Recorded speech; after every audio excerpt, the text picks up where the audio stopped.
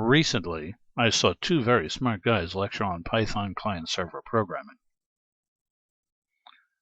These are the guys. Python for hack workers, no clicky-clicky anymore. I thought that was funny. And I got it off of this site on YouTube, Self-Taught Geek. And Python for hackers, really good stuff here. Worthwhile seeing this fella's videos. And anyway, these are the guys. I took notes, and here they are. I think it was worth it. I hope you enjoy it. So they wrote down their goals to get away from interpretation. So you scan the server with Nmap. Nmap tells you the port is closed, and that's just an Nmap interpretation. Build your own environments and bots is a stress test. You make your own tools to run stress tests. That's what they're talking about. They stress Linux only. Linux, Unix, or some member thereof. And their immediate goal is to run networking code in Python, which is what we'll do in a moment. Python makes socket interface easy, a la OOPS, object-oriented programming. C requires much more coding. Python wraps all that up for you, letting you focus on the job at hand. You got a client program and a server program, both implementable via just a few lines of code. So first we talk about socket. What's a socket? It's a basic OS concept, operating system concept. It represents the end point of a connection. That means you can read from or write to them. They're bidirectional, so you can simultaneously read and write a socket. Client and server both get a connection object used to send and receive data. Python provides you with a module called socket to get started. The client's job is to connect to the server, send, and receive. That's it.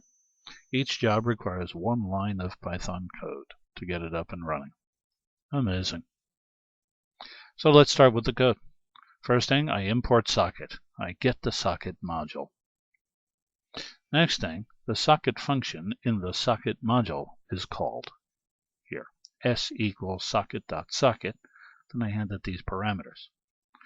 First one is for IPv4 protocols, both TCP and UDP, and it's for IP version 4. Not everybody runs IP version 6 yet.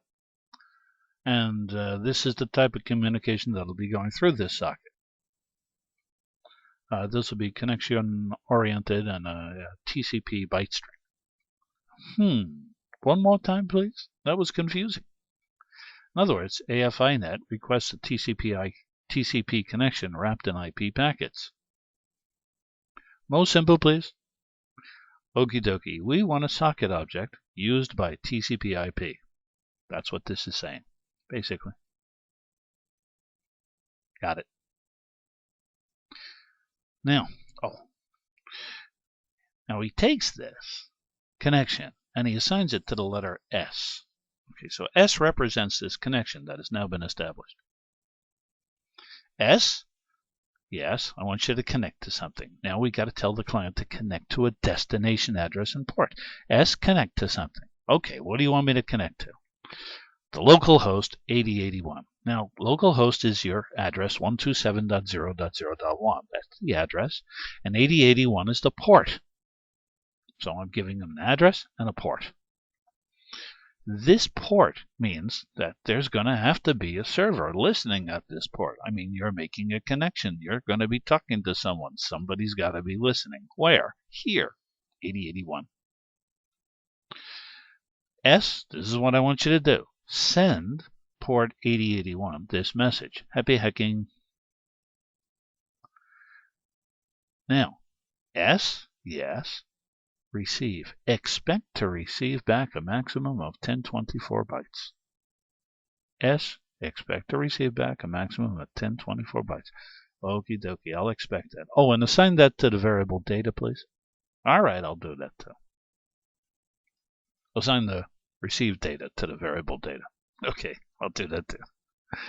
A little repetitive.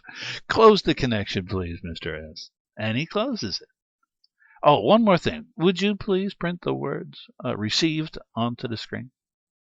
Okay, print this onto the screen. I'll do that right now. And then would you print out the contents of the variable data? Oh, okay, I'll do that too. And he does it. That finishes our client-side program. That's it. Finished. Kaput. No more. Now we got to write a server program. The guy who's going to be listening on the other end, he's going to get this message. What does he do? He's going to send something back. Happy hacking. Stay off my computer, hacker. Something like that. So we got to write a server program. The two go together, client and server, like peanut butter and jelly. In the next video, we'll write the server-side code. The end. Bye-bye now.